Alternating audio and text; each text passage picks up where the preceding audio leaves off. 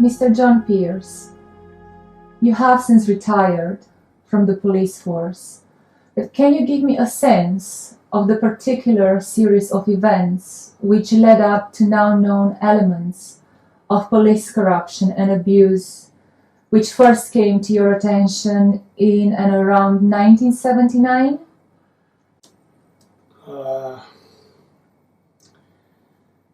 Right, well, the whole process were extremely unorthodox, to put it mildly. We're working through Holbeck Station CID in Leeds, but we're also undercover and operating under the instructions of DCI's Michael Martin and Roger Frampton of AC10. That's the anti-corruption unit based at London Met. There had recently been a particularly brutal murder of a middle-aged black man. My colleague in the CID had arrested the prime suspect, a young man named Michael Gallagher. We'd done some background checks on him, and before charging him with the offence at Holbeck Nick, we took him to an undisclosed location. My colleague reckoned that it would help to ascertain whether he were guilty of this nasty and what we strongly felt were a racially motivated crime. You use now the collective term we. Who was party to this alongside yourself? My co-DS, Jack MacIntyre. I take it you are seeking a confession from the suspect? Yes, I was. Thank you. Please continue. An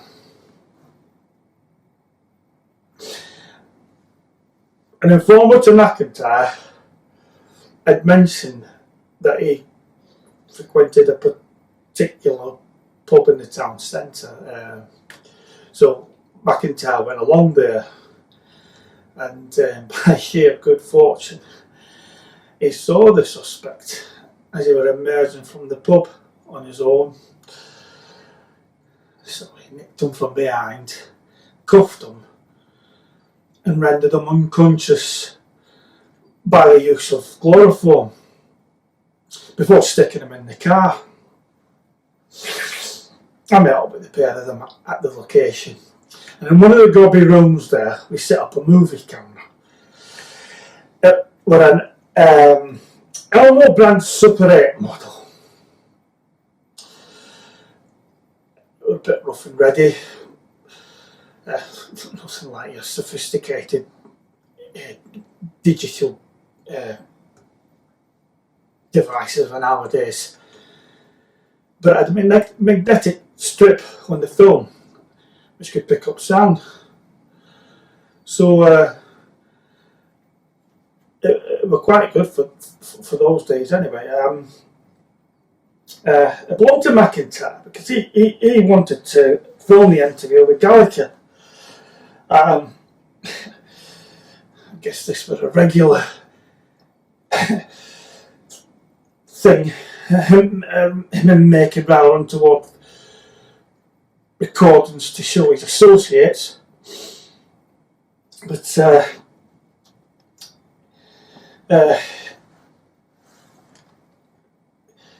he said it was to be kept by him as a memento. That was the reason he gave. So I went along with it.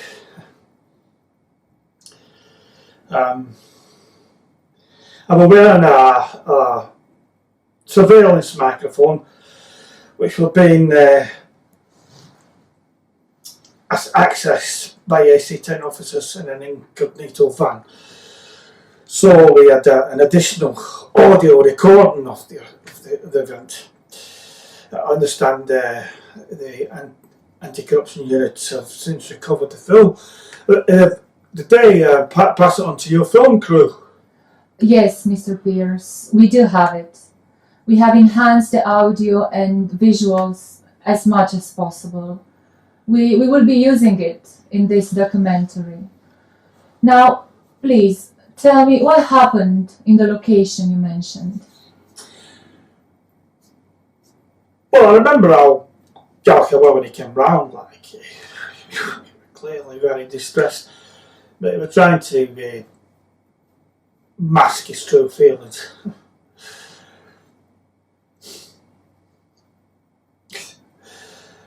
They were brought home to me.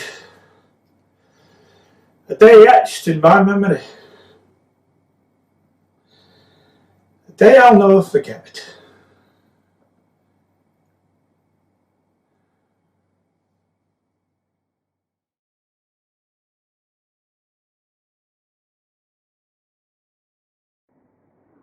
Great.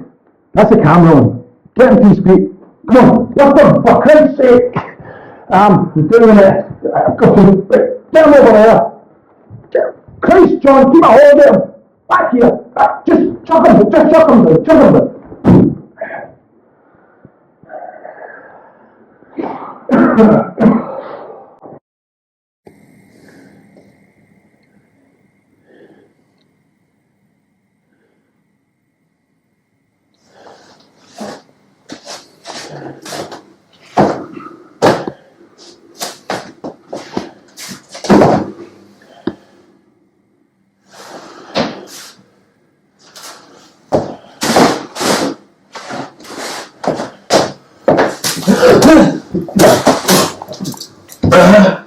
Your name? What's your name?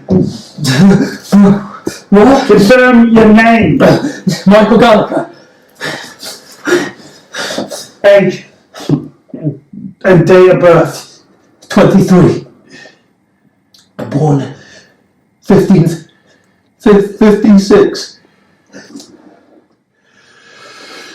Right. Michael Gallagher. So, got a job. Where exactly are we? What is this? Did you drug me? What the hell's happening? Why did you do that? Who are you? Why am I here? Why did you bring me here? Are you police? This isn't a police station, is it? Have you kidnapped me? Is that what this is? I didn't mean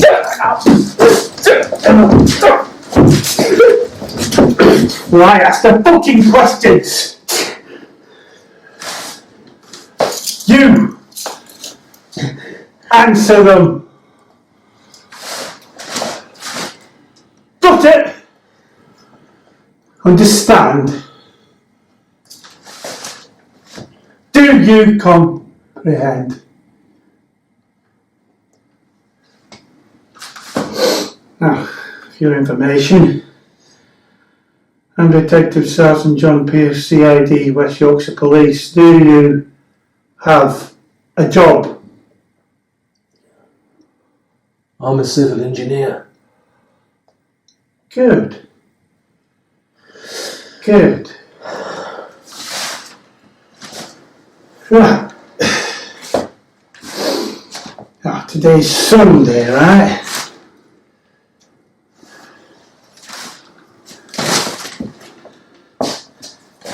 Are you a man of faith? What? Have you undertaken any form of spiritual counselling, so to speak? By that I mean, have you talked to a priest? A minister? Will that buy you out like that? No. I haven't been undertaking counselling, nor have I chatted with anyone like that. Anyone from within the medical profession? Well, I saw my doctor. He said that I may have a stress-related condition, and this isn't exactly helping. You want to see a psychiatrist?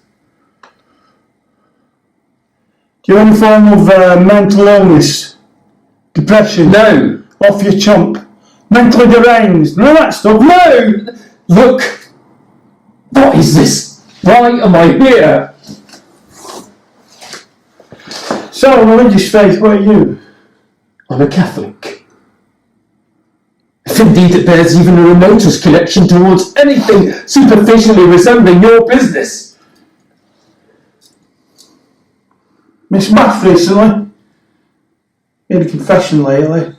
Well, as a matter of passing interest, it would seem that I've missed Math today, actually. The result of my being kidnapped and detained here. Much against my personal choice, I might add. Oh, well, you see, bad day, Mr. Gallagher, that's bad. That may result in a mortal sin. Not at all a pleasant proposition in the eyes of our Maker, the Almighty. See, the reason I ask that is because I have to know how you're doing up here. See, missing Mass and not confessing. Well, should you inadvertently happen to snuff it, so to speak, without having had a chance to unload and gain contrition from the priest of your choice, well, it kind of adds an indelible stain in your soul. Apparently, needs to get burned off to get rid of it. See, there's a sell-by date kind of thing there. You see, if you don't confess in time, like,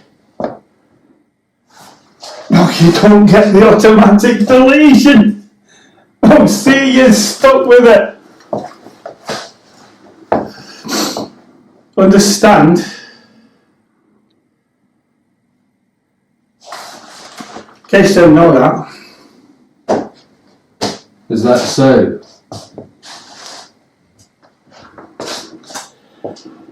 Yes.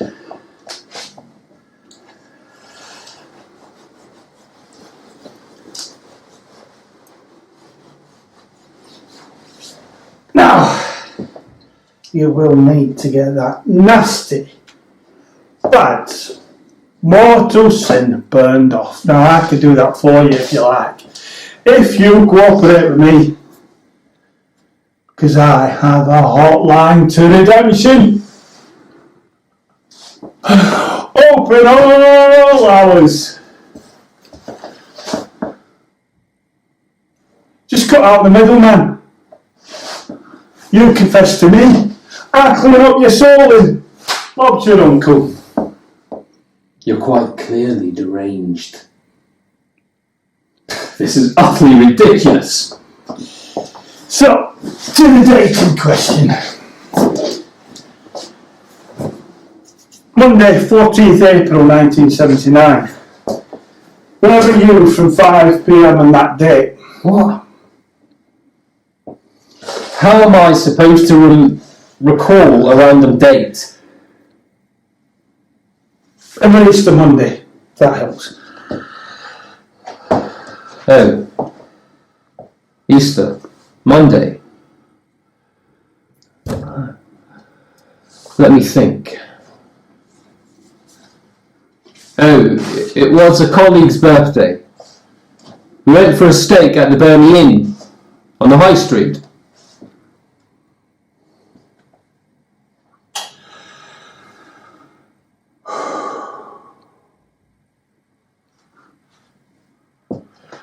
So, return to Monday 14th. We then have the other sins staining your character. Small matter. A chap called Paulden Levy Phillips, who is deceased.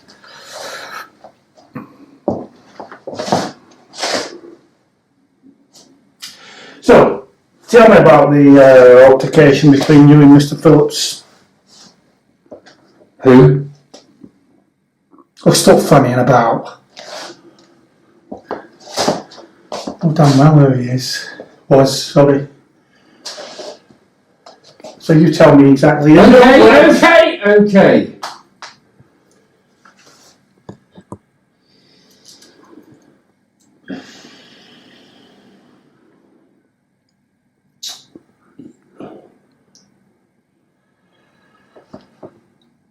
He was looking really dodgy. I saw him. He was cagey, suspicious, creeping about. Furtive, you know.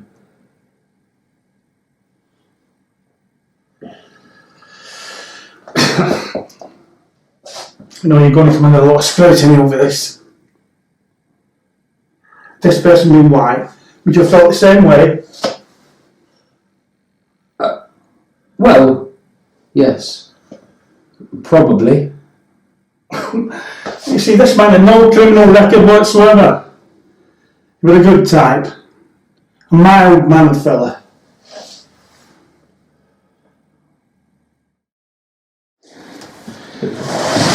Here. Sit down.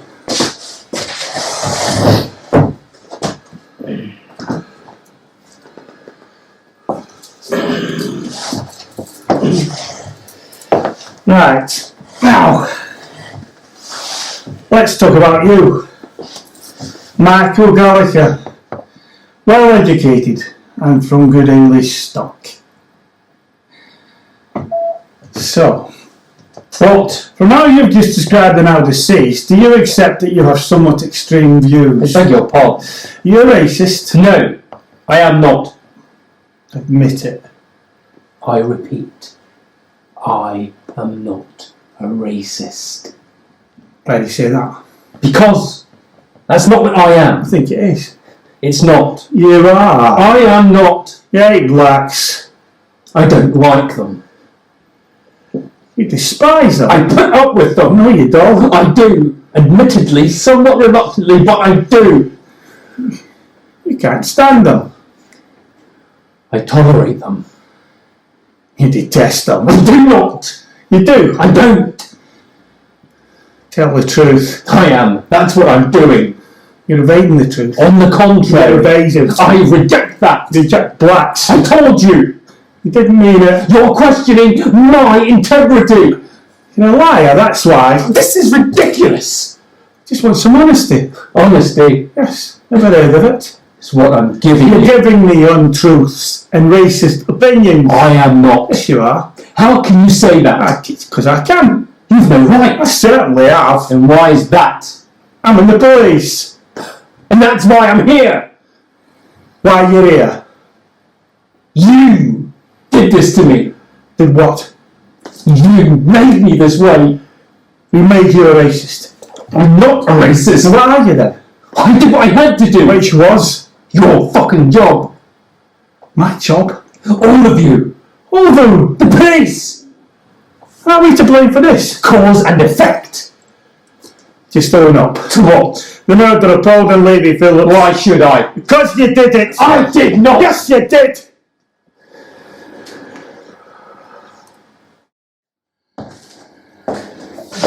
See that?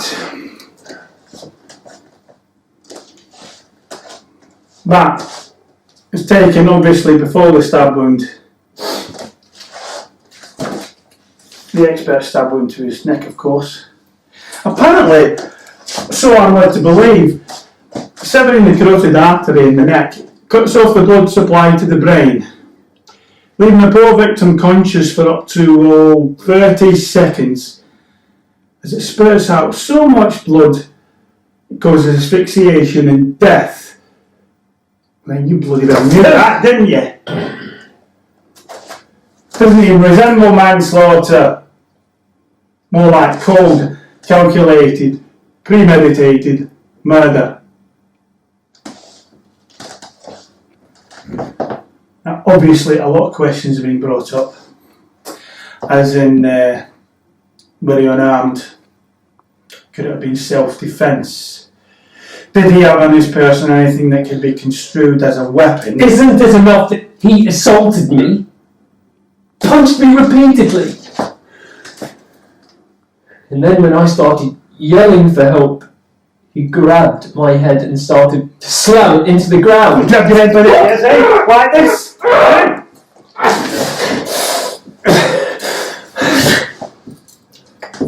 I don't remember. You don't remember? How come you have no indication of bruising at all? No black eyes, cut nose, bruised face, none of that. No. It all cleared up. So what? Now, do you recognise the chap in this photograph? The same chap that you saw the night of these events? I can't tell for certain. They do all look depressingly similar. Simple as that.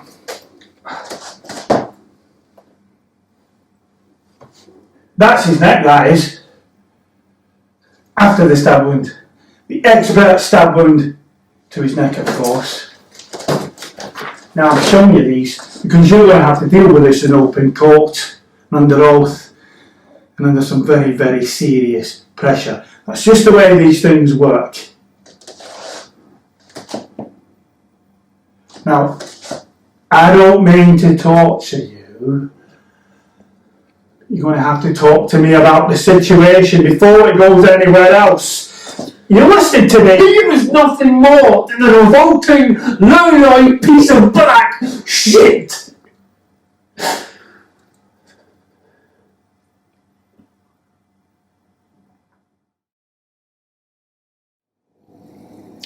See, where the big question comes into play is this. What is it that enraged him so badly? Could it possibly be that maybe he felt he was being taunted by you? Isn't it that you provoked Phillips? You goaded him. In effect, you yelled insults at him. And this story of yours of him skulking around suspiciously was not the case at all. Now, if that indeed is what took place, it may very well change things quite substantially. And then all of a sudden you're looking at something you never dreamed you'd be looking at. That's why we're here today. See, my purpose in life, my raison d'etre, if you will, in the light of your prevarication, is to inform you of the consequences of your actions. The next on the list is this: prison. The harsh reality of incarceration, which is ominous by its looming presence on the very cusp of your horizon. Now, are you all set for a life in a world where the daily fragrance will be the odious putrid aroma of 2,000 incarcerated men's urine, half a ton of hot, steaming, overboiled cabbage, 10,000 wet anal expulsions of noxious air, where you will receive the venal torment of an unwashed, fetid 8-inch hard-on being rammed agonisingly into your tiny arsehole without lubrication, obviously.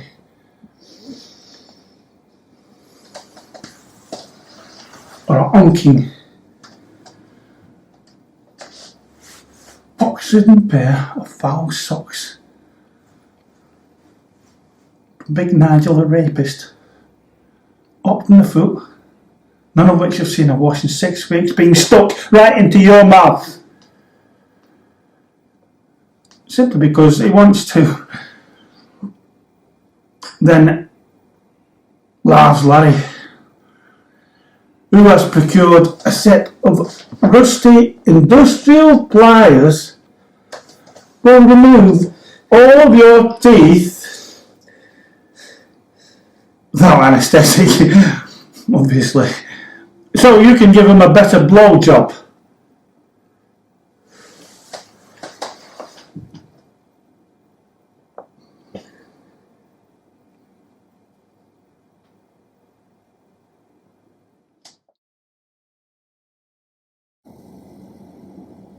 Excuse me. Are these really necessary now? Suppose not. You're not going anywhere.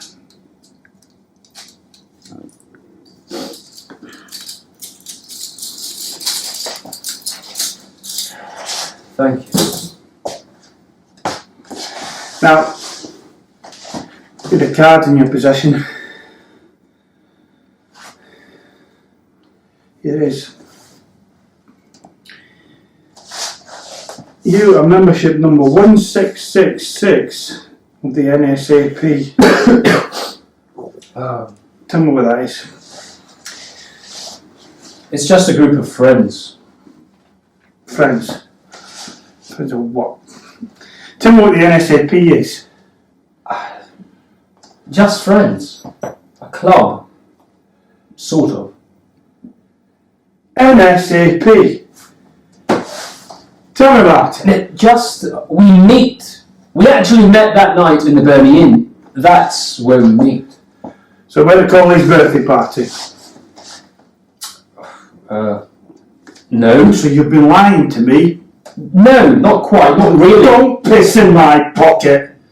Tell me it's fucking raining.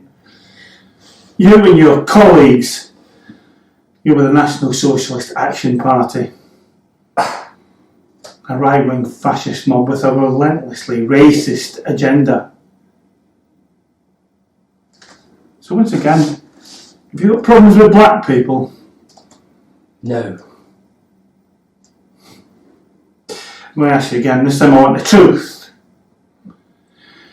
Do you have problems with anyone who isn't white, Caucasian, Anglo-Saxon? Background, Sonny Jim. Where I'm gravitating to here is this. Isn't it the case that Mr. Polden Levy Phillips was, to all intents and purposes, just a normal, respectable man who happened to be black? But within your fucked up, xenophobic, illiberal, hatred-fueled proclamation, people like him an affront to your sensibilities. No comment.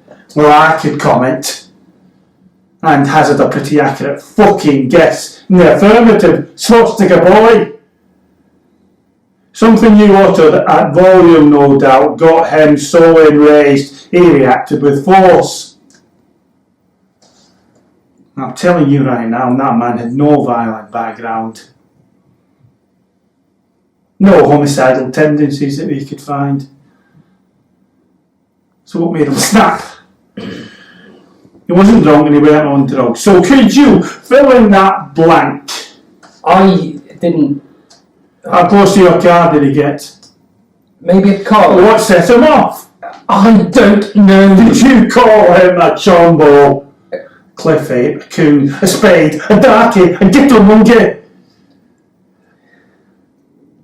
See, it doesn't fit. It's not fit the profile that you alleged occurred. When he walked up to your car... What exactly did you say to him, Billy?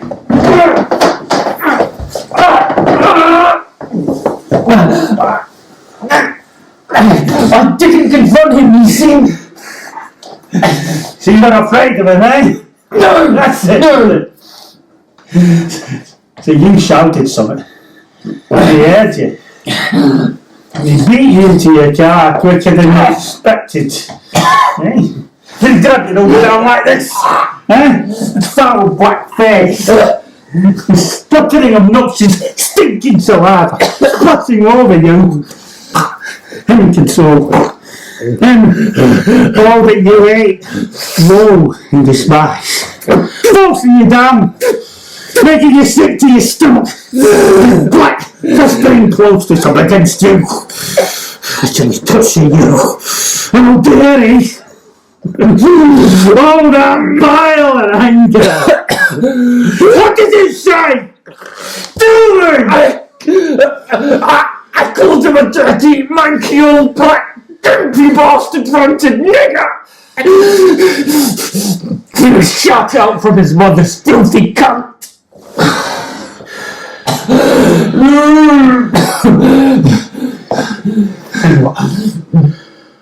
He let me go and pulled back, releasing his grasp.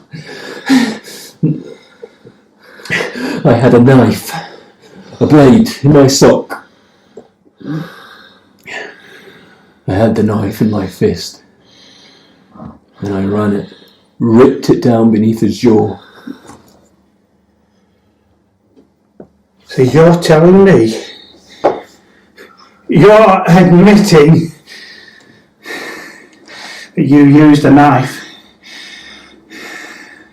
and severely, critically, fatally slashed him in the neck? I panicked. Yo.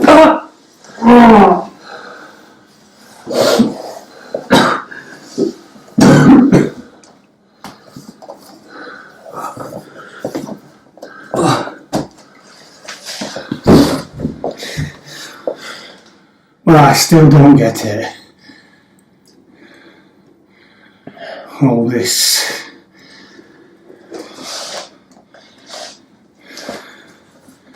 You say you're not a racist. I'm not. Oh, why did you go to antagonise them, taunt them, abuse them? Why did you hate this particular, specific, middle-aged black man with so much rage and vengeance? Because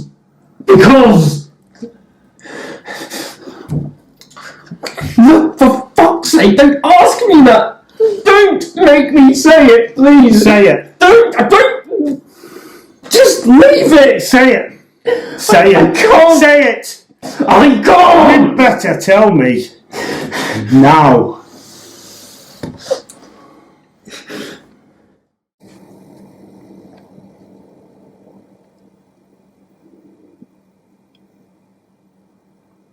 Last year, my young sister, Laura, it was her 4th birthday. Right, your sister, go on. I was with her and my mum, and we were at a Radio 1 roadshow in Whitby.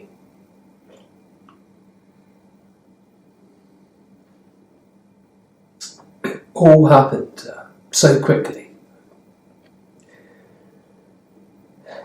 I went over to get some ice cream for her and my mum. Mum stopped and opened her handbag. She wanted to give me some cash. It only took a minute or two.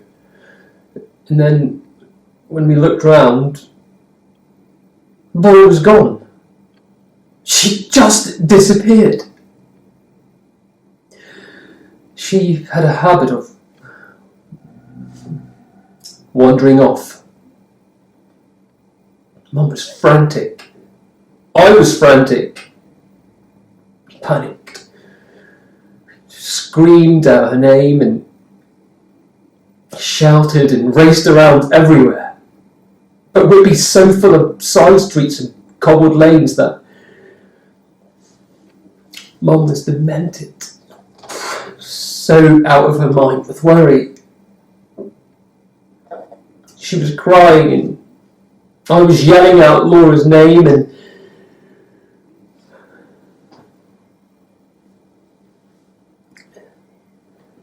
it must have been about 20 minutes later.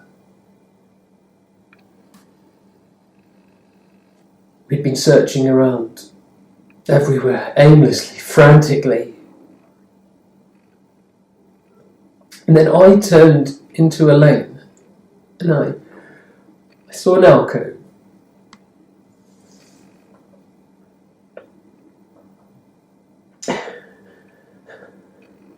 And then I saw it. It was that Phillips, and that bastard from television, Jimmy fucking Savile. He had his trousers down. They ripped off Laura's dress and her pants. She was naked. He was raping her from behind. She was screaming. And then he began pushing himself into her mouth.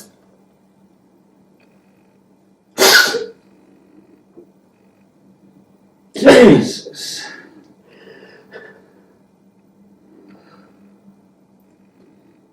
And then they both saw me, and they just threw Laura down to the ground. She was numb and sobbing. And then Savile, he stared at me. He laughed. And then Keen Phillips ran off down the lane and into a car.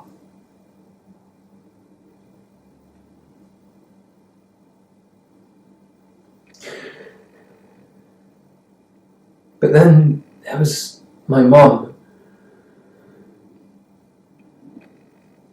When she saw what happened, she took it in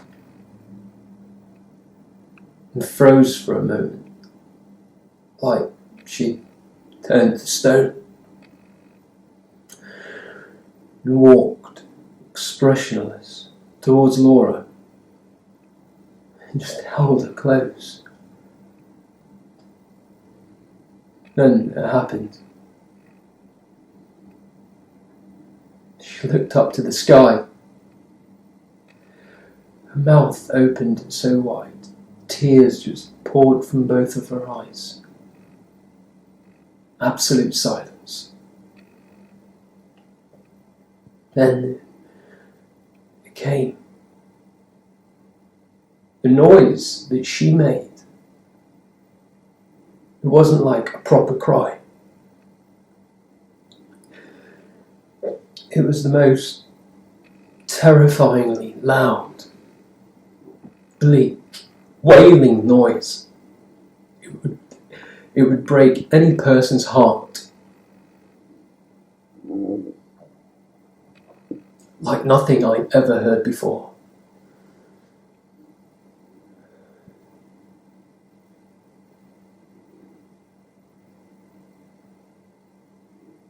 That's what Savile did to my family.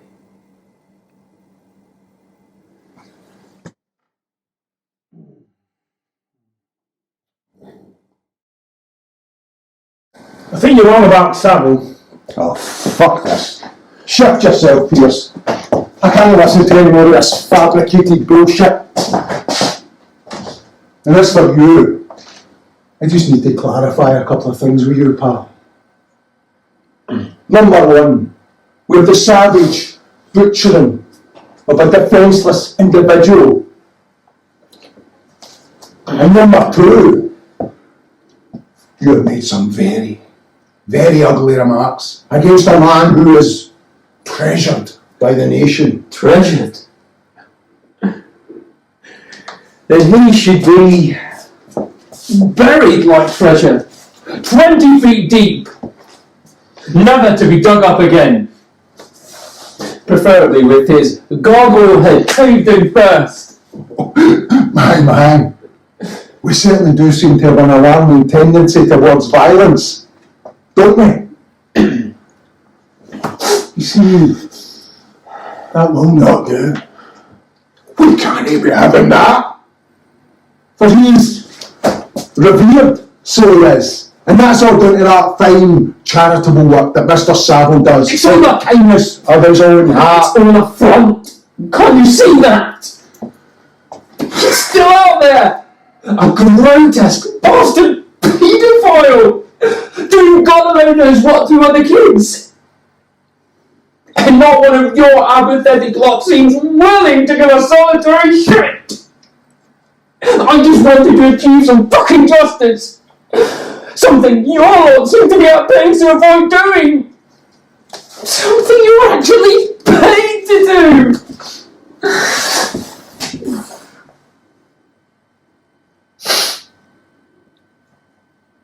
I should be in a proper police station. And I need to see my MP. And I need you to focus, pal. You see this here for you? It's decision time. You have to decide where you're going with this wee story of yours. Are you a victim or are you a vigilante? My MP. Your MP. Fine. Right. This MP of yours, does he have an actual name? He's quite well known. Smith. Cyril Smith. Him.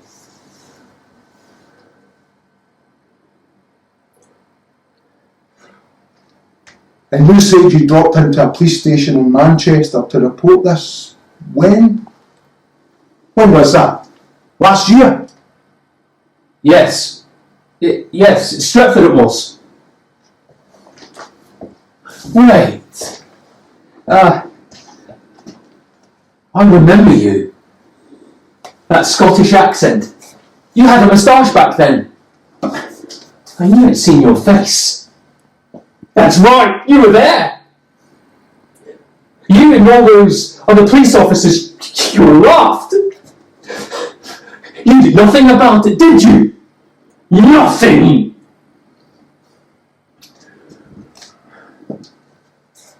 Now I know why they call you all the filth. Right! John, a word. What? We need to have a word outside. But first...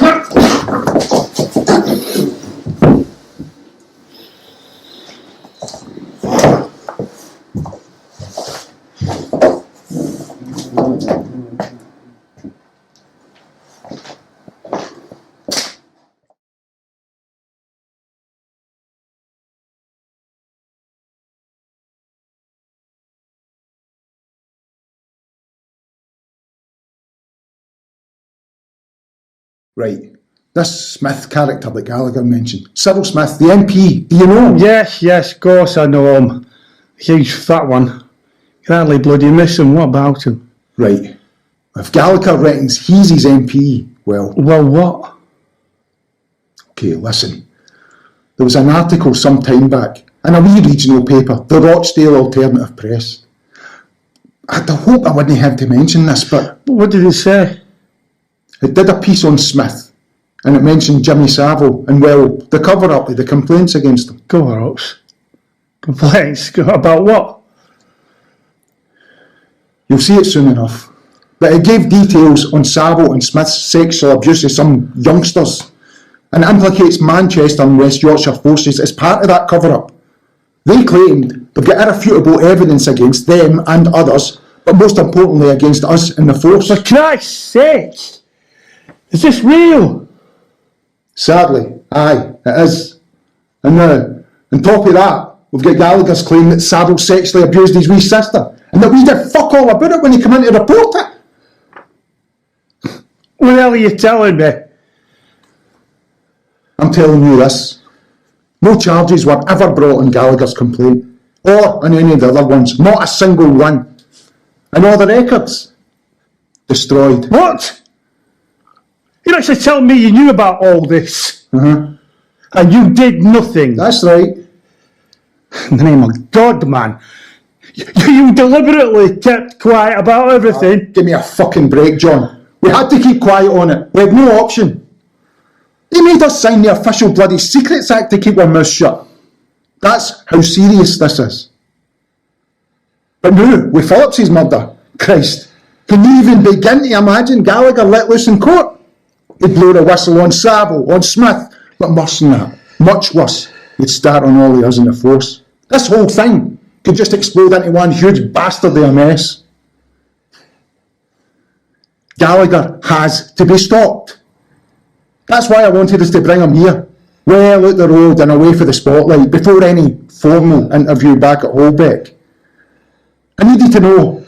I needed to hear how much he knows, and by fuck, he knows plenty. I don't believe this. How could something like this happen? We have to sort this out, you and me. No bloody way! Fuck off! I didn't sign up for shit like this. What the hell are you saying? We need to deal with No this. chance! You refused to be... You should have refused to be part of the cover-up. You fucking bottled it. What does that say about you, man? Eh? It's your problem. You deal with it. I'm having nothing to do with it. Or you. Don't you dare get on the wrong side of me, John. You don't want me as an enemy. And will you listen to me, MacIntyre? You might be able to frighten the shit out of the suspects. Your bully boy tactics don't scare me. Always known you were bent. Your slippery ducking and diving antics. Now this is something else. God alone knows why I agreed to take part in this ridiculous sordid clandestine farce. And not take him straight to the station, as we should have done. You fucking coerced me. I thought it was just to help you get a result. Now you tell me you've been right banging this centre of an almighty cover-up with fucking low-life paedophiles. That poor lad in there, he said it all. We are filth. We don't seem to give a shit anymore if we ignore crimes like this. See what they right? I don't want you as my enemy. I sure as hell don't want you as a friend either. You corrupt, obnoxious Scottish cunt. Who the fuck do you think you're talking to? Like it or no, Pearce, you are involved.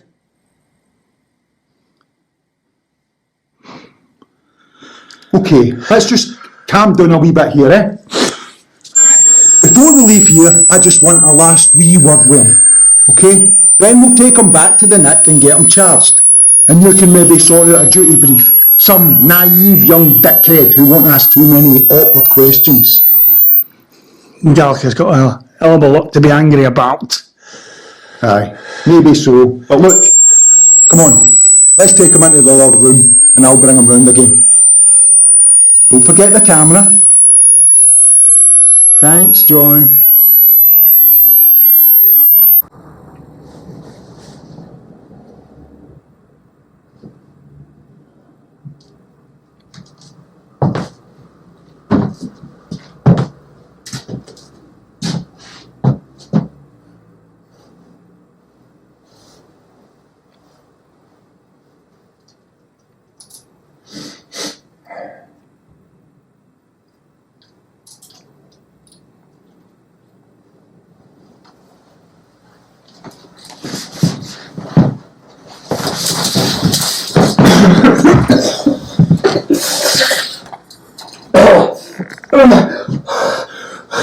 What the fuck?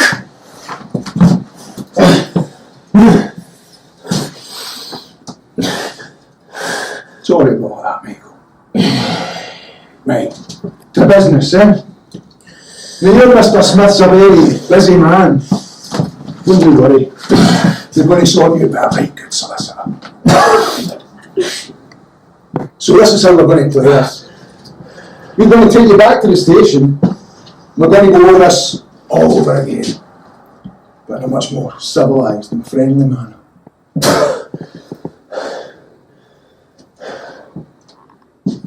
As for the incident itself, well, You bumped into that Phillips character.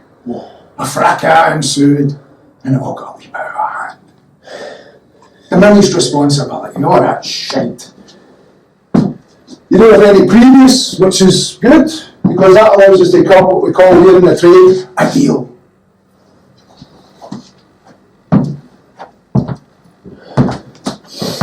But in return for all that, there's just one very important thing. You leave Savile's name out here. Because mentioning him would bring far too much adverse attention to the case. You could find yourself in the wrong end of 20 bloody years, Michael. We don't want that, do we? Nah. So, keep your nose clean, bide your time, and you'll be out of there before you know it. 6 months tops. How does that sound, eh? How does it sound? It sounds like... Fuck you! You just listen to me, you ungrateful wee arsehole! You will do precisely what I fucking tell you to do! You get me? You will button it on Savile and take this arrangement!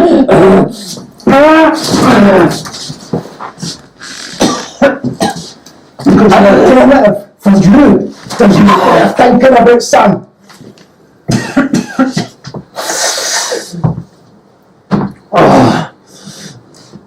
Because I can see to it.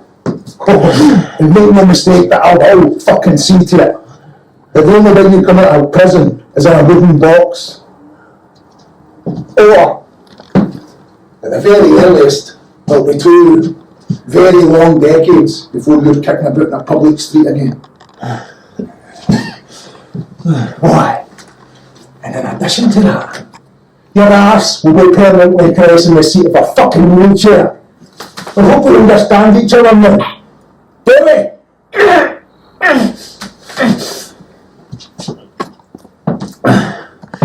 You disgust me.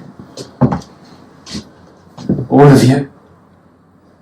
Aye. You're a mole. You're scum! I'm just about up to here with your fucking mouth, son!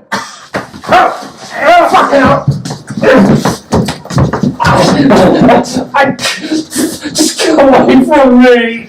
People need to know! They need to know! Later that evening, following a brief interview back at Holbeck Police Station, Gallagher had a meeting with renowned QC Angela Bradbury. My job differs fundamentally from a standard legal aid solicitor, Mr. Gallagher, as I am a QC. A Queen's Counsel, in other words, a barrister appointed by the Queen on the suggestion of the Lord Chancellor. Queen's Counsel is a status conferred by the Crown that is recognised by courts. Members such as myself enjoy the privilege of sitting within the bar of the court. Put more simplistically, however, I am a skilled and experienced criminal defence lawyer.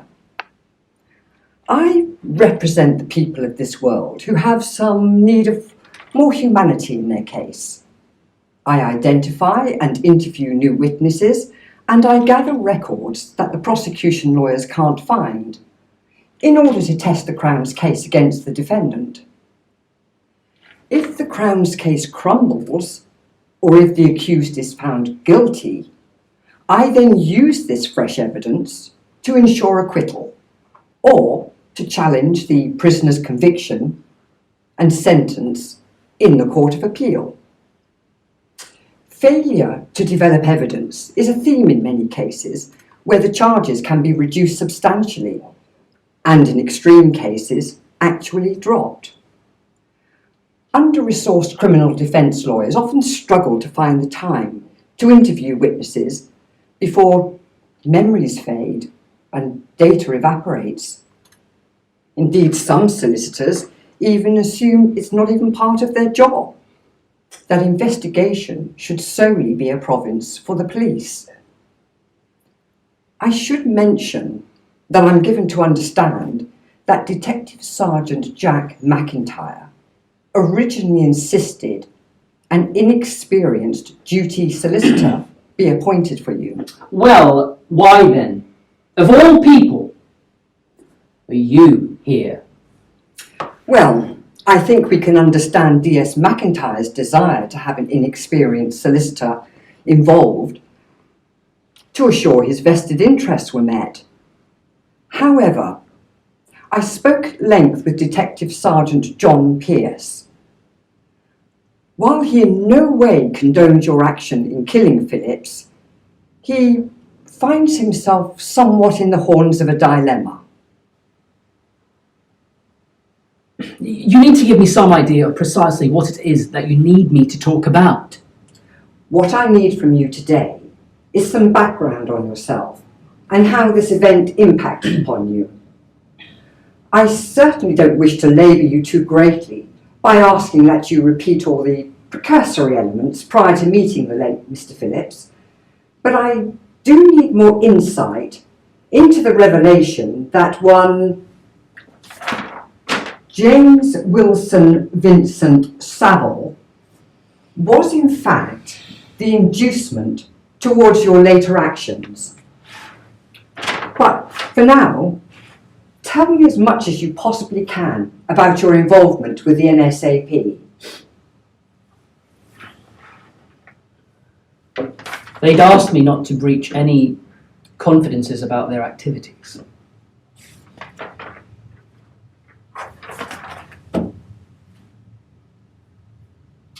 Mr. Gallagher,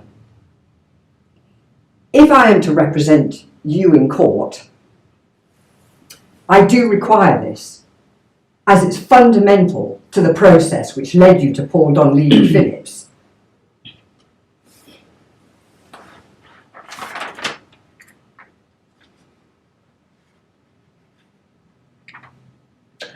I'm not sure about this.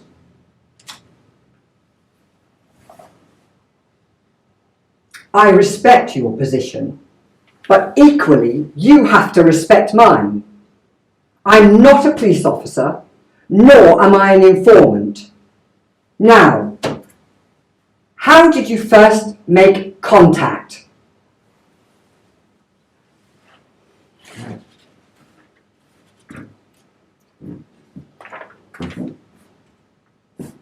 I made friends with an engineer colleague of mine, Neil Gladstone. We were having a drink one evening in town, and a couple of NSAP chaps were standing at the bar. I could see there was some form of connection, communication sort of thing happening between them and Neil. But he was attempting not to acknowledge it. Eventually, I asked him directly, and after some evasion, he told me about them. For the record, how did he describe the NSAP and their activities? They gained some notoriety a couple of years ago. You know, with their violent rhetoric and, well, because of several exposés regarding the group's stockpiling of weapons and plans for armed attacks. Okay, and? Well, the NSAP was the brainchild of a man named Tony Malsky. What can I tell you? He'd been organising things. He had an involvement with the British movement and connections with John Tyndall, him of the National Front. But Malsky was much more intent on force than discussion, though. He had a stockpile of weapons that he had seized from a raid somewhere, I think, on a territorial army base. But he wanted a lot more action, so he broke away with his colleague, Phil Kersey, his name was, to establish the NSAP.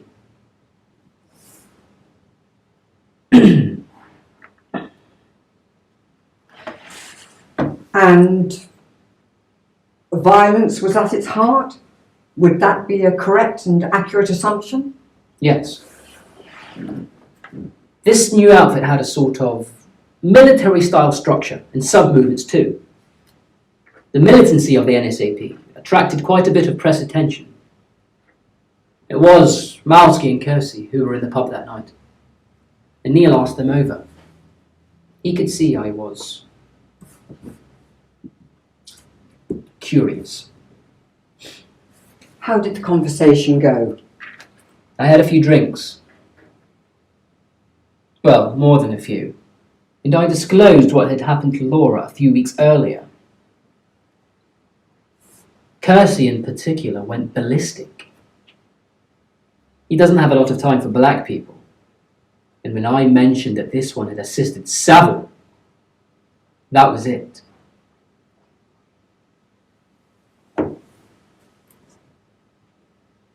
They had planned to attack Jimmy Savile too. Oh yes. I didn't stay too long at the flat in Hague Square, but I went along to the book club meeting the following week in the Burney Inn.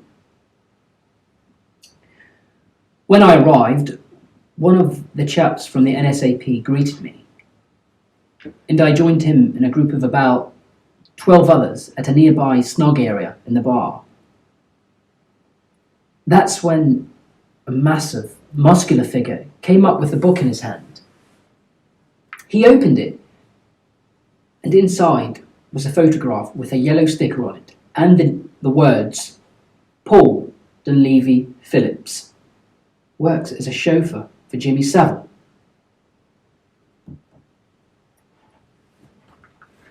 I nearly fell off my chair. They'd found him that quickly? Yes.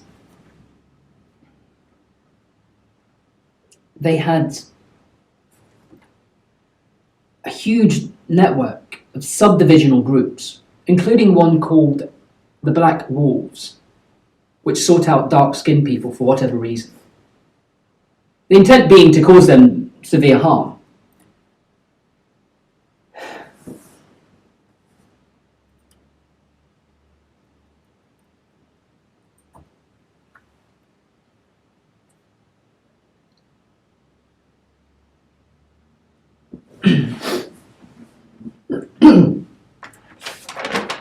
Right.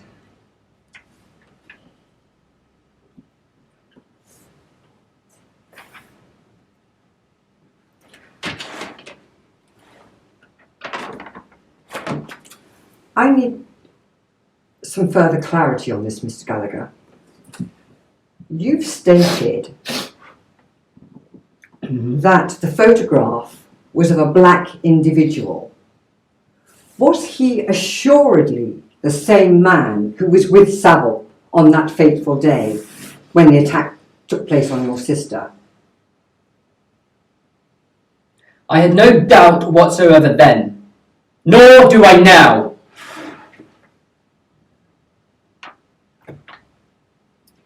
It may seem an odd question to ask you, but how did it make you feel when you saw the image?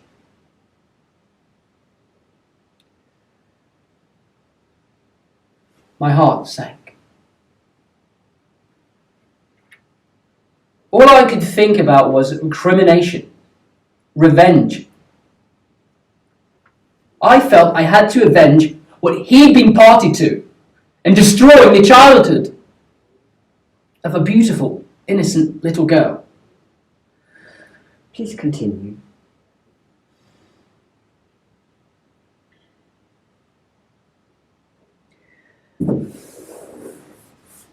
Anyway,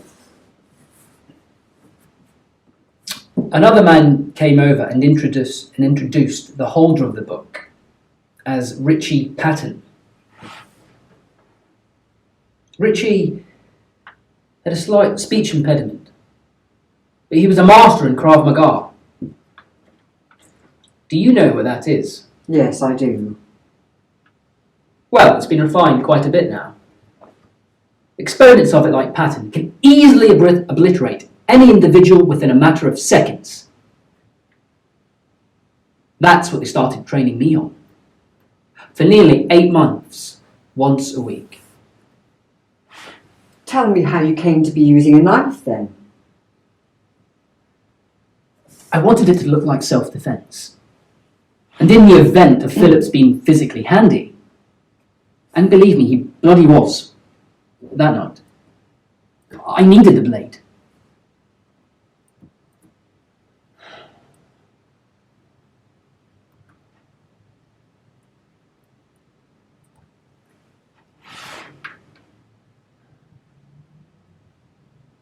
So you were aware of Phillips's location on the night in question.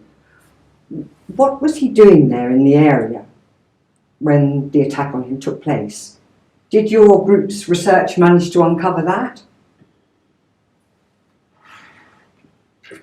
His mother lived nearby. That's all I can say now.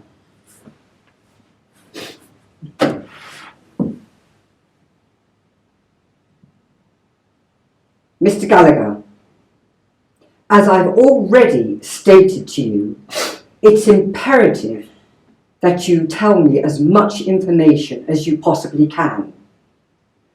Please do not allow sentiment or false loyalty to encumber this process by your withholding of information. No matter how circumspect or irrelevant you may feel it might be, I can edit through everything at a later date and filter out extraneous information which holds no bearing on the potential outcome. Omitting to do that could well mean that I might miss a vital nugget of detail, which could easily prove fatal for when I go to court. I could fail.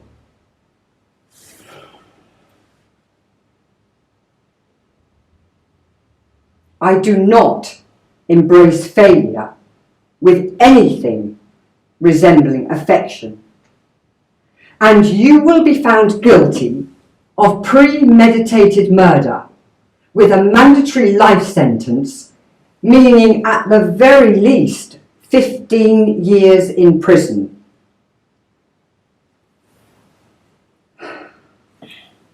Of that, let there be no doubt in your mind. So, provision of an answer to all my questions. Do you accept that? Okay. Right.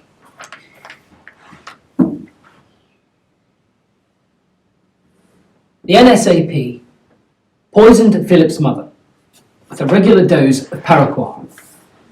I don't have the full details, but apparently they somehow administered a teardrop equivalent each day in her milk bottle.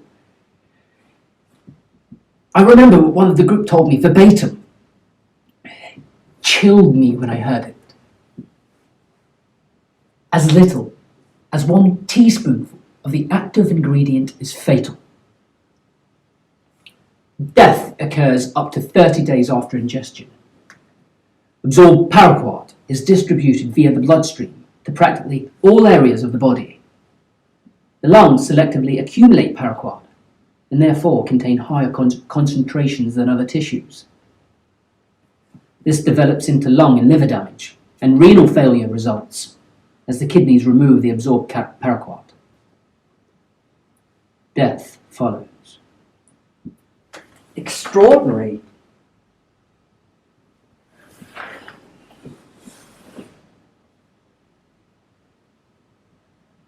Apparently she had died.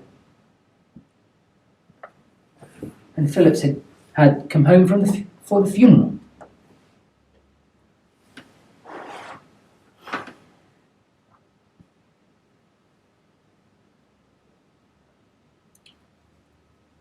Mr. Gallagher, perhaps it's time I informed you of something here. Something very, very important, as I feel it's only right that you're made aware of it. This is strictly off the record. Firstly, yes, and Mrs. Floella Phillips did indeed pass away. But she had no family. And a special unit police task force was made aware of this, as it allowed cover for some investigative work on another child abuse target, Cyril Smith MP. I don't understand. What about Phillips himself? He was her son. Mr. Gallagher, the NSAP slowly murdered an entirely unconnected and unrelated woman. Their techniques were flawed. Your assault victims, i.e. Paul Donlevy Phillips, well, his real name was actually Benjamin Hardy. He was an undercover police officer. He was working a deep cover operation on a major joint task force case with A10 and the Serious Crime Squad to infiltrate a paedophile network that had Jimmy Savile close to its core.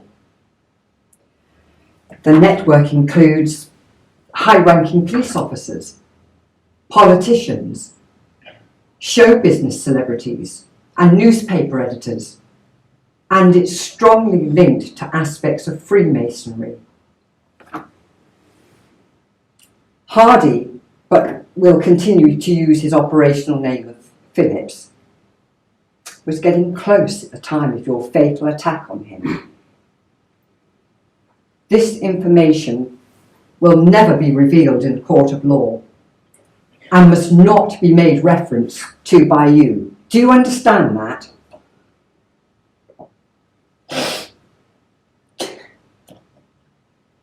What's happening to me? This is insane! How do you know all this? I was recommended and informed by Detective Chief Inspector Frampton of A10 and the Serious Crime Section. They've asked me to speak with you as they feel there are major obstacles ahead in their path to get this case under control again. The following morning, Gallagher were taken from police station cells to court and then remanded in custody at HMP Wandsworth.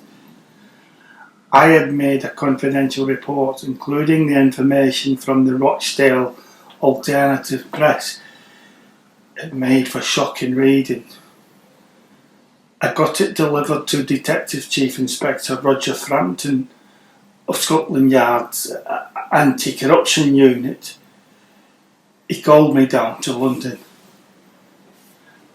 Frampton had a trusted officer film our brief conversation outside.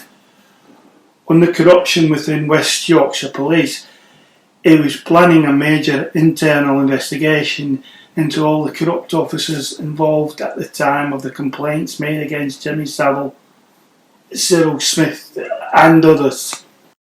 Really grateful you've intervened in this Matthew Gallagher case, and thanks for involving me in this procedure. No worries. I'll be speaking to Savile tomorrow afternoon, but in the meantime you said you had something you wanted to show me. Yes, see, we basically thought that all the Manchester complaints had been destroyed, but thankfully a couple of the more decent officers had decided to hold a few statements back and put them in storage. Now we can look at that in detail later, but what I've got here is a transcript of an article from the Rochdale Alternative Press. That's basically a summary, an outline of all the offences. It's just that bit there and over the page. Jesus Christ, John. Yeah. The Rochdale Boys' Home where Cyril Smith operated, that is the one he co-founded with little more than a brothel and torture chamber in permanent use just over 10 years ago. In fact, that word got out and rapists as far as Sheffield would head there in an order to abuse the boys. Smith had a master key to let him into every room, despite what I'm leaked. Putting boys over his knee and beating their naked buttocks. It's disgusting, sir. He smashed children's teeth out with hammers and forced them to have sex. Good. However, the county constabulary was reluctant to investigate. Reluctant? So it took over an inquiry to intervene, but Smith was so certain the police would avoid him, he was weeping for them. Oh, Jack McCann helped him. He was the local Rochdale's Labour MP back in the 1960s. McCann. The law officer was equally annoyed, and he killed the case stone dead. His good name cleared. His good name cleared. Smith carried out abusing boys well into the 1970s, and following a meeting at a medieval banquet with Chief Constable Dennis Hibbert, he was introduced to Jimmy Savile. They then began an association where both parties engaged trouble-free and serious sexual abuse of youngsters, male and female. Smith himself was also widening his net to include some liberal activists. Some furious officers, David Steele, such against liberalism. Power leads to abuse, and whether they are celebrities or priests in a Catholic church, if you allow vicious men to become untouchable, you run the risk that they will be seriously sexually abuse any woman or child they desire. If, as with Jimmy Savile or Cyril Smith, you treat abusers as national treasures, you run the additional risk that police officers or reporters will back away in fear of provoking an imposition. God. John, thanks very much for bringing this to my attention. Back inside, DCI Frampton then played me an audio recording made by his colleague DCI Michael Martin and DS David Adams.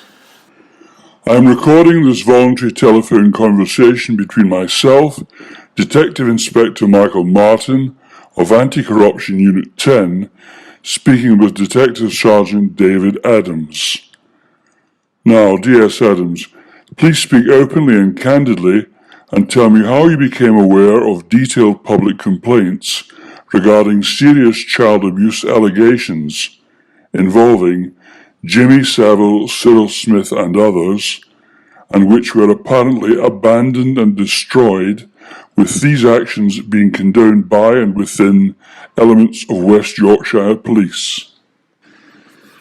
Yes, sir. Chief Constable Dennis Ibberts had held a meeting at Stretford Station in Manchester. There we were all told to abandon the development of any complaints made against Savile and Smith and associated others, and that any further accusations of this sort were to be referred directly to him and not through procedural channels. We each of us were then obliged to sign the Official Secrets Act. Then there were these so-called tea drinking excursions at the home of Jimmy Savile. They took place in that's Savile's, penthouse in Leeds, up on the 5th floor overlooking Roundhay Park. That's where he began this weekly ritual, and he called it his Friday morning club. Well, they were attended by people Savile trusted, a group of prominent local businessmen, city councillors and the like, from Leeds and Manchester. Tell me, DS Adams, did any names come up? Just one name came up, Detective Sergeant Jack MacIntyre. One of the chaps told me that on one occasion the group were asked to leave the room to allow just Savile and MacIntyre to talk alone. Now, most of us are familiar with surveillance techniques, so we set up some basic equipment and we overheard what was an intriguing talk between Savile and MacIntyre. Savile said something to him about getting in touch with Surrey Police because he was keen to sort out a situation with them, and MacIntyre could more easily manage the arrangement. I found out later what the situation was that he was referring to. Now what happened were, well, our beat Bobby had been riding his bike past a lay-by 2 nights earlier, and he chanced upon Savile's Rolls Royce, parked up in the darkness. So he shone his torch inside the car, and he clearly made out it was Savile with that familiar face and streaky white hair, and there beside him was a very timid-looking young girl, no older than about 10 years of age. So the copper asked Savile what he were up to. "I'm waiting for midnight," he replied. "She'll be moist enough by midnight. Now piss off if you want to keep your job."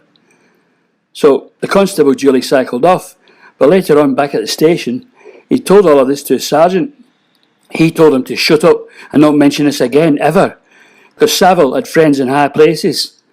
Well, the constable was very concerned about it, so, though in strict confidence, he spoke to me in CID.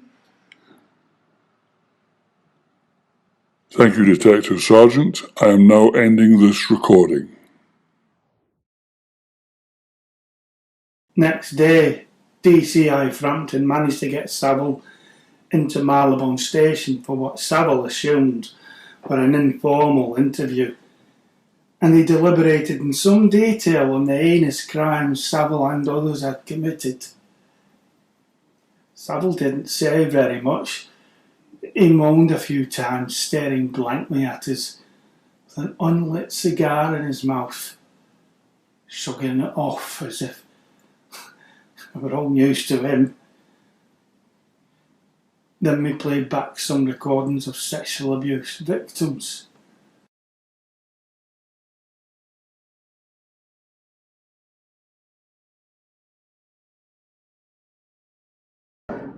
So, yeah, he did it to me.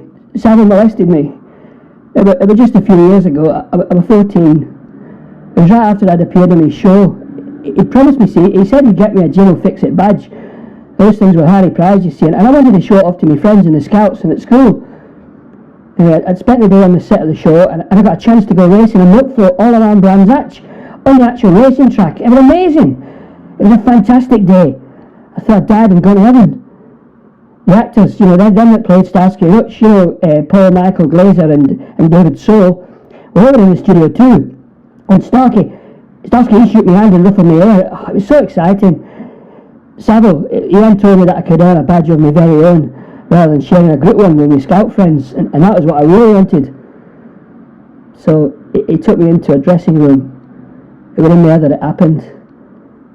He took off his trousers and his underpants, and at that stage he was flaccid. He asked me to touch him, like, I was almost in a trance. It was surreal, but I did as he asked, and I stroked his penis. Oh God! But one thing that remains with me, oh God, was the horrible stench of him from his body, like urine, sweat, and shit. Oh, it was beyond obnoxious. Anyway, he forced me down against the dressing table, and he ripped down my shorts and my pants, and he rubbed himself against me, and he climaxed immediately. And then he threw me down to the floor, and he wiped himself down with a towel. And after I'd done up my shorts, Savile warned me. He said not to tell a living soul. He became really scary, and he said, "Don't you dare tell anyone. Don't you even tell your mates. We know where you live." And then he said, "Nobody will believe you anyway. I'm King Jimmy."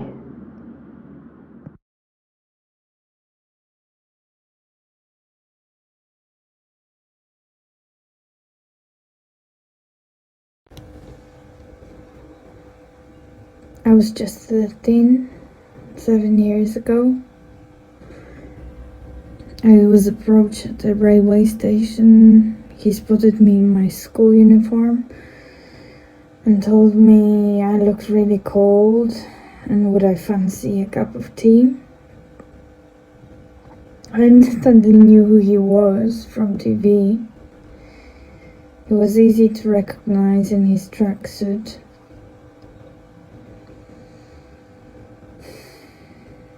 I just remember being very starstruck and thinking, wait until I tell everybody about this. He bought me a cup of tea and a cake and asked me all sorts of questions. I told him I was playing truant and he wanted to know if I did it often. When I told him I had to go, he said, "Can you give me your phone number?" I thought it was a strange thing to ask, but his whole experience was just surreal. I went to give him my phone number, but he said that it would be too busy. A line, and then he asked if there was another number he could contact me on. Well, you see, back then I lived with my grandmother.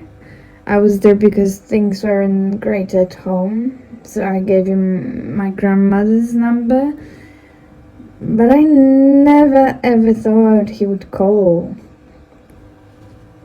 But then, about 3 weeks later, he did ring our phone number and just wanted to arrange a meeting. And the phone went and my nan answered, but it went dead when she picked up. And then about 10 minutes later, it rang again, and this time I answered it. And Savile recognized my voice and said, "From now on, refer to me as Vince. Can you be at Leeds Station at 3 p.m. tomorrow?" I can't believe it now, but I said yes. He was famous, you see. I thought my friends would be envious and impressed. Anyway, I went alone to the train station, and this huge car pulled up. The window went down and a man peered out, moving to me, waving to come over. The door opened, so, well, I got into the car. And we sped off to what was to be Savile's penthouse home. Yeah, roughly it was like on outskirts of Leeds. And then the man, the driver that is, he led me into a lift and up to his big flat. The door opened, and standing there was Savile, waiting. He gave me a glass of orange squash, and we sat talking, and he told me about his charity work and shows. I remember the inside of the place. It was very untidy and cluttered, and worn carpets and white chairs. There were framed pictures everywhere with him and famous people like Prince Charles and that boxer with a belt over his shoulder. He talked to me up like really close. He wasn't too physical that time. He said that he has to be careful, especially with the birds. No, nothing else happened that time. As his phone rang and he told me he had to leave on urgent pop business, so I finished my drink and I was driven back to the station. But he called me again a few weeks later, just before my 14th birthday. Exactly the same thing happened, but this time though he offered me alcohol and said that we should celebrate my birthday.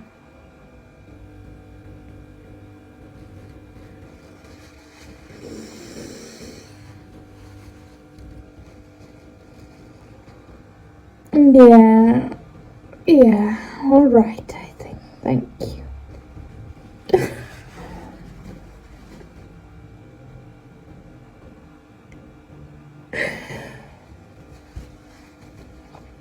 So I drank it quickly, and then I felt very odd. A blurry kind of feeling came over me. So I had to go to the toilet, but inside there was no lock on the door. I tried to be quick, but he came in with just these vile, baggy fawn-colored pants on. I could see he was aroused, and he made me take his pants off, and then I undressed too.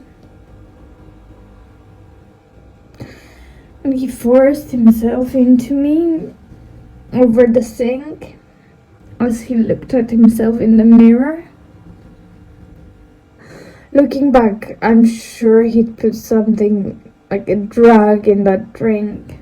Gin, I think it was. But with something else. I felt so hazy and disorientated, and such terrible, awful pain too. He smelled so horrible and disgusting. Bad breath and terrible body odor.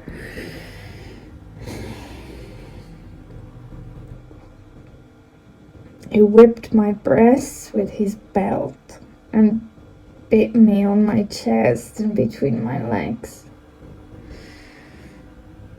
And then, I don't know if I can say this. He peed over my head and breasts and then slapped my face and I fell on the floor.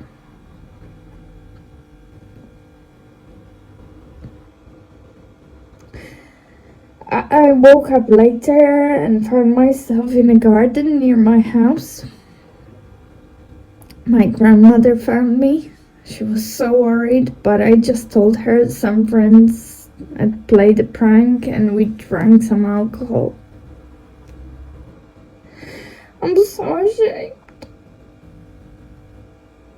Please, do something about it. Please.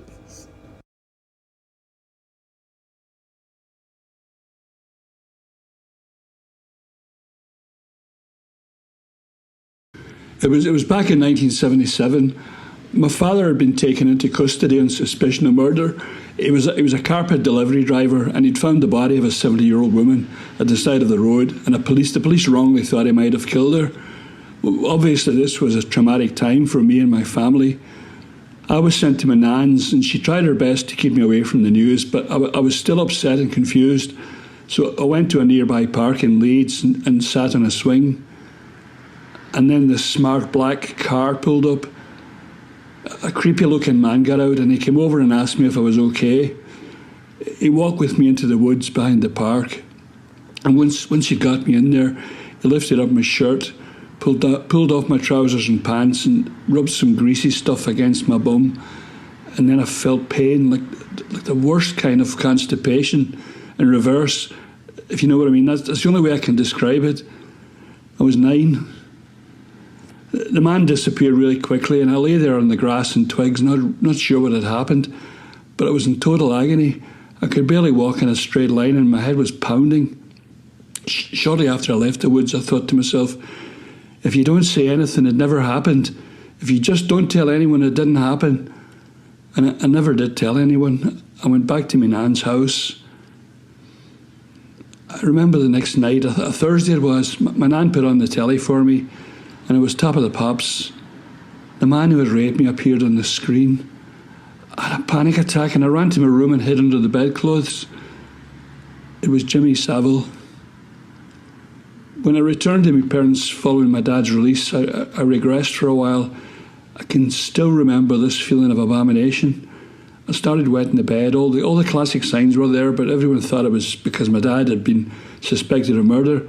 I somehow squashed the whole traumatic, terrible incident down into something hard and dark and tiny, and deliberately buried it as deep as I could inside. And in fact, I actually forgot about it.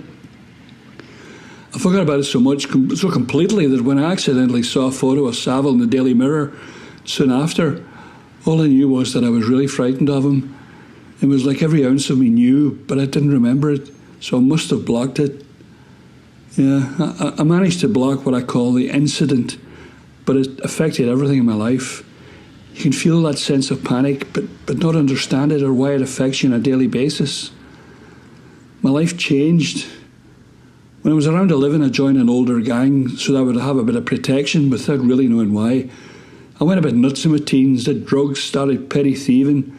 And as an adult, again, without knowing why, I always cut corners when walking the dog if it took me out too close to any woods. I went through my whole life not directly recalling the event, not really understanding what had happened to me.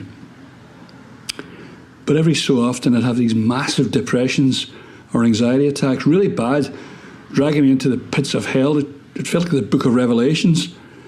The attacks would last a few minutes, and sometimes I'd have to go to a clinic. In my 30s, I tried counselling, but that didn't really help. It wasn't until 2 years ago that I went to see a clinical psychologist that something really changed. She asked me lots of technical questions and found that my problem areas were extreme anxiety around going away from home and feeling that the world was a bad place. She diagnosed me with PTSD and prescribed a particular treatment.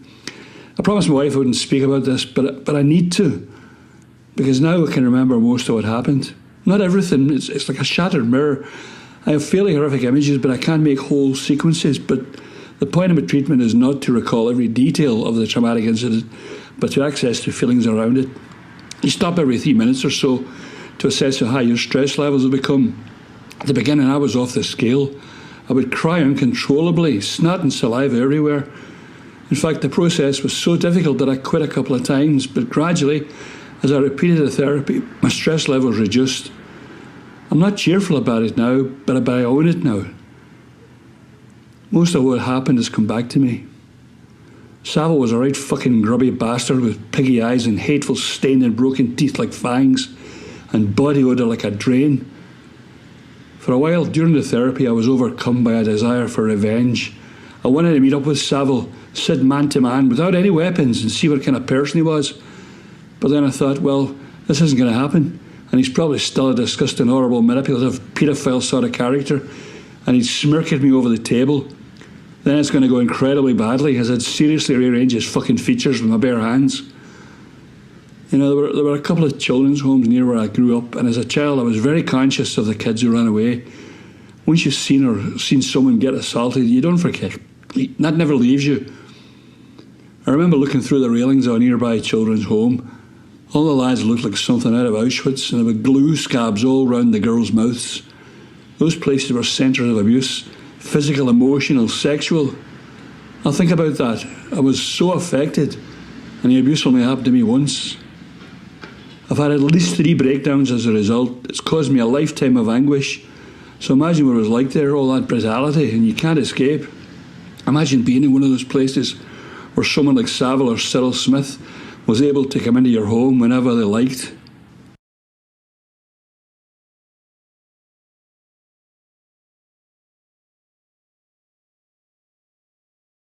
Well, I need to go back sometime to when I was 9-year-old. Me 2 brothers and me sister had been sent to bed.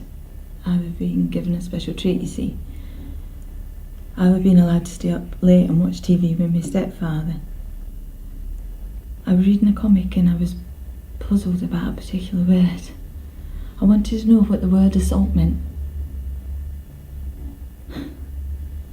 I asked him if it were like when funny people on TV say I've never been so assaulted in all my life.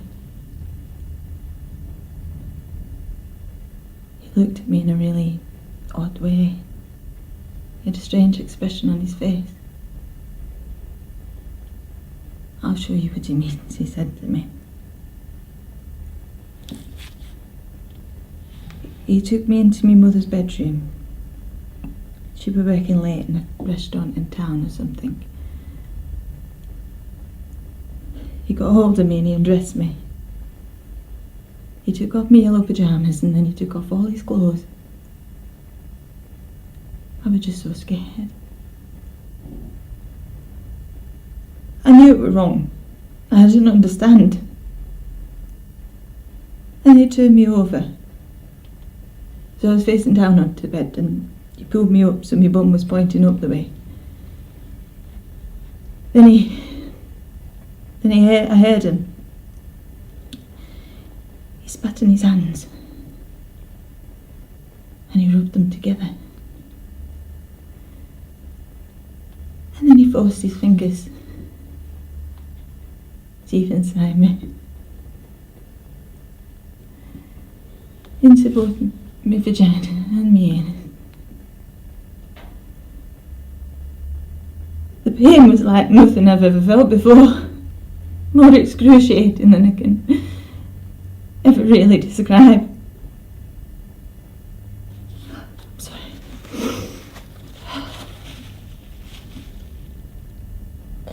Then he pushed himself. His penis. He bent to me.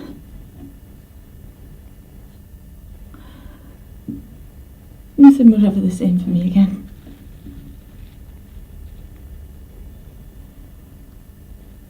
The next day I could hardly walk. I was limping because of the pain. And I was afraid to go into school because I thought everyone could tell. But I couldn't go home because he were there, so I went into the side lane next to the playground with the railings. And I was crying, shivering and weeping. And my teacher found me there. She scolded me. And she told me I was a really bad girl.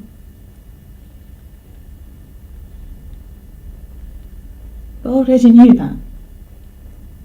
That nightmare, that awful night that started just because I asked an innocent question. Well, it repeated again and again, over and over for ages. One time he even held a knife to my throat and threatened to kill me if I told anyone what he called our little secret, especially to my mum, or to anybody at all. How long did this continue? It must have been over 2 years.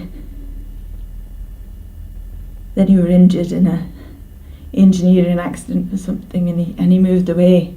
I never saw him again after that. But I'll never forget it, even now. Can you tell me how these incidents equate to Jimmy Savile? Because they're out there. Men like that. They're still getting away with it. But Savile in particular? My son. Alex. He was in Stoke Mandeville Hospital last year. He was only 8. He had to have his tonsils out.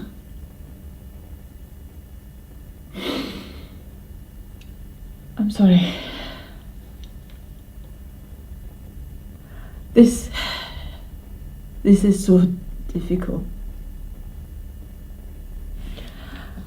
I only found this all out much later. When he came home, he went right. Really tearful and sad and you know. So I called the doctor,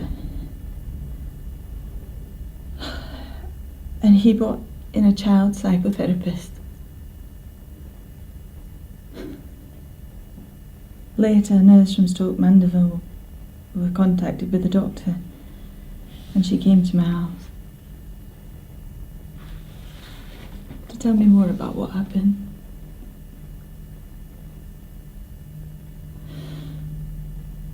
It was during his 10 days in hospital.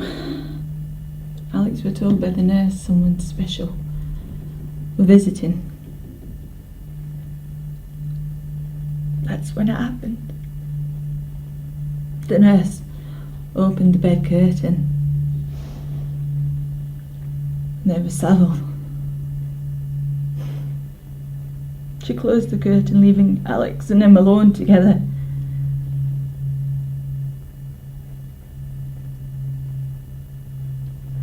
Savile sat down on a chair beside Alex and he squeezed his hand before sexually assaulting him. My son.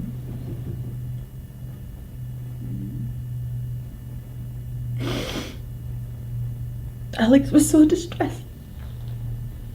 I'm so ashamed. When I visited him, he told me his own mum. I didn't believe him.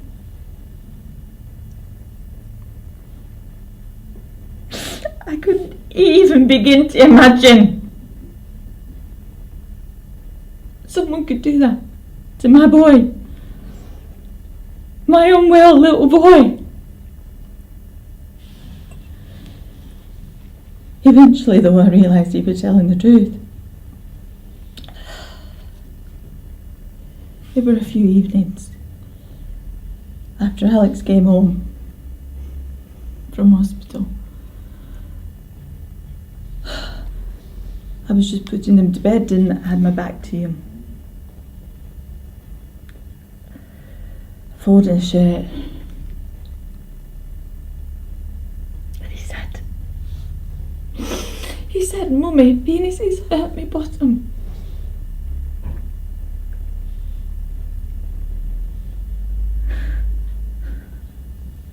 I got down on my knees next to your bed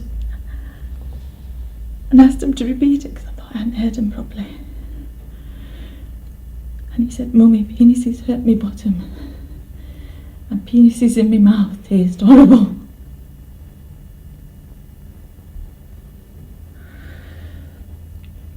Over the next few months, 4 different psychotherapists independently examined my Alex. Each of them told me they all concluded that Alex had been sadistically and sexually abused by someone.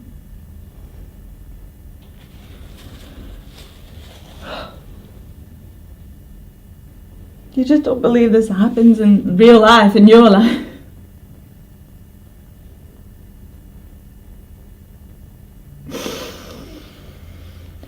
How can men do such horrible things? Mrs. Barrett, I appreciate this is difficult, but please continue.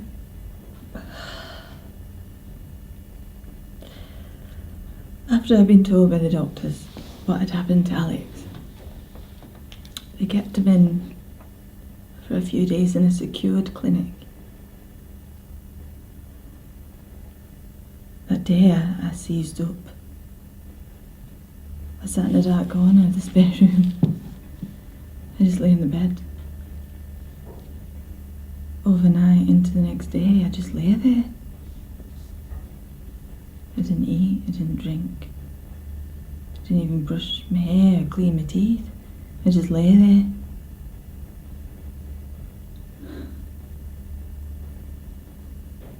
But there's more that I should tell you. I made friends with one of the nurses. She works at Stoke Mandeville.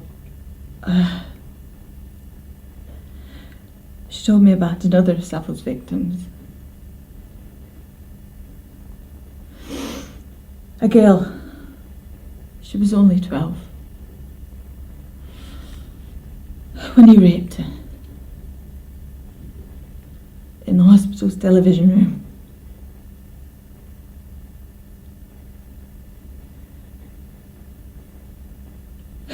She was going there in a nightdress. But on the way, a porter approached her and asked her where she was going. That porter was Savile, and he went with her. And when they got there, they were the only people in the room. And they were alone together. The nurse told me that Savile pulled up a nightdress. She had no knickers on. So he pulled down his trousers and he raped her. She didn't even know who Savile was.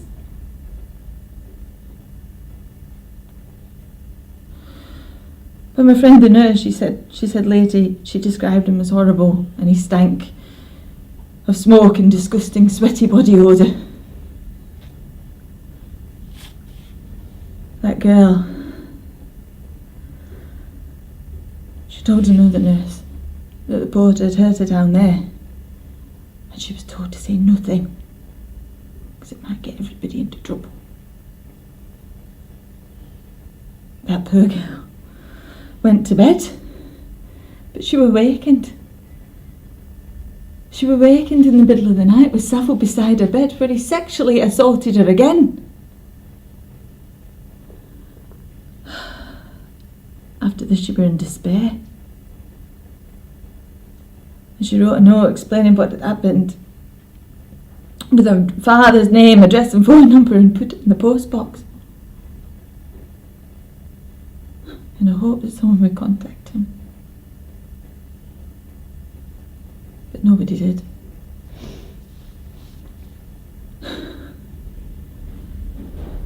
Please, you need to get these people.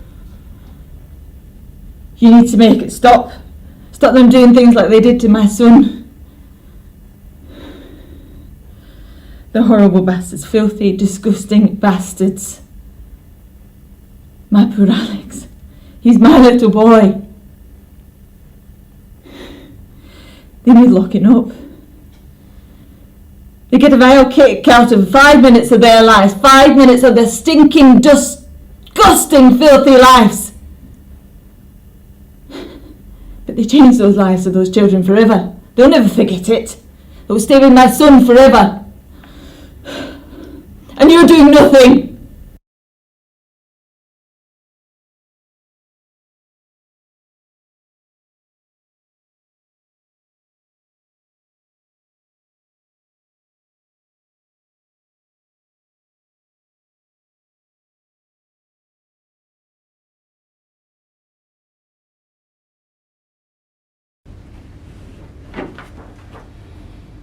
Now, let's elaborate on this. Paedophilia, sexual attraction to prepubescent children, seems to make everyone in the nation angry and sick at heart. Yet you have had well over 300 complaints, 360 in fact, made against you for this. Do you imagine all those people, none of them who know one another, would conspire to make seriously defamatory and highly detailed complaints about you? 360, Jimmy. Oh, that's a big number. Everyone who has ever lodged a complaint about you is wrong, and conversely, you're always right. That's the way it is. Quite. DS Pearce. How regularly do you drive to care homes, hostels and hospitals? Drive? What would you have been driving last spring, for example? Oh, I don't know. I keep swapping cars out, my frankest idea. Could be... Well, I live in the north of England, so I keep most of my vehicles up there. But I keep one down here for running about, so... For that time, it would probably have had a Rolls Royce. Take your pick, anything. You drive that yourself? And you get someone else to accompany you? On occasion, I use a chauffeur type thing. Did you hire a black Negro driver last spring, for example? Yeah, I did. Paulie, his name was. Bowden Levy Phillips. You got him to drive you throughout February to July last year, 1978. If you say so. You're all doing your jobs, so you must know the dates better than I do. So you got him to drive you in your Rolls Royce to Radio 1 Roadshow in Whitby, I presume. I expect. And he helped you abduct and sexually assault and an attempt to rape a 4-year-old girl in Granton Lane, May 17th, 1978. No, not true. There seems to be a pattern emerging here. So to be clear, and according to you, there are people in forensics to whom you claim you can give material to have a look as a favour. You claim you know them, and of course the other unnamed police officers with whom you drink tea at your home whilst finding amusement in looking over your alleged correspondence. We have confirmed one is DS Jack MacIntyre, even though you deny knowing him. Name any others. Off the top of my head, I can't at the moment. Highly trained, highly skilled, highly proficient forensic personnel. But you can't name any of them. Is that what you're saying? Well, yes. This is a statement manifested from a position without foundation simply to satisfy your craving for attention, isn't it? Don't insult my intelligence. I didn't expect this, you know. I'm bloody well certain you didn't. Now, none of the aforementioned complaints, numbering over 300, which were made against you resulted in charges being brought. However, it is my intention to thoroughly investigate the aforementioned cases we referred to, and in so doing, I have resourced a team of highly trained officers whom I have been working closely with the forensic team in Scotland Yard. And guess what they found, Jimmy? I'm sure you're about to inform me. Indeed I am. Well, we have managed to gain fingerprints from a brooch and a headband, those same items which were worn by the young girl in Whitby. The forensics team, upon intensive examination of said items, found adult male fingerprints, which were not those of her brother. So we will be taking your prints shortly, Jimmy Savile. Also found were cigar traces on the clasp. Cigar traces since sourced to Romeo and Julieta Churchill's, the brand you use with alacrity and frequency in an attempt to look impressive for the camera. And lo and behold, here we are. You have one with you, with your prints on the cigar package.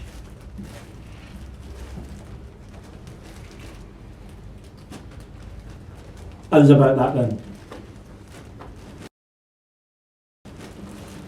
In addition, semen stains were found on the person of the young victim, and it can be assumed with little doubt that these emerged from the body of, again, one James Wilson Vincent Savile. Do you have anything to say?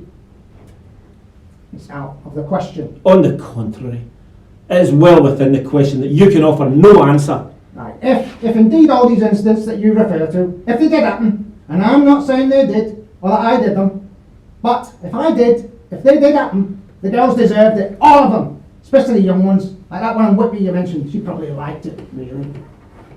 They all did, I would, it's what they want, but you'll never pin anything in me. No way, nothing, you'll never put anything in me. You may regard yourself as being above the law, but you're not. Let me ask you something. Do you have any fears? What is this? Where's this going? You see, for some people, their biggest fear may be death. For others, it may be feeling suddenly under threat, under severe physical threat. This is DCI Roger Frampton. Time is 8:37 p.m. and I'm terminating this interview. DS Richards, cease your note-taking now and please leave the room. DS Richards, leave the room! What is about to happen will stay within this room. You cannot and will not report it because, and I do hope you feel the irony here, no one will believe you. No one!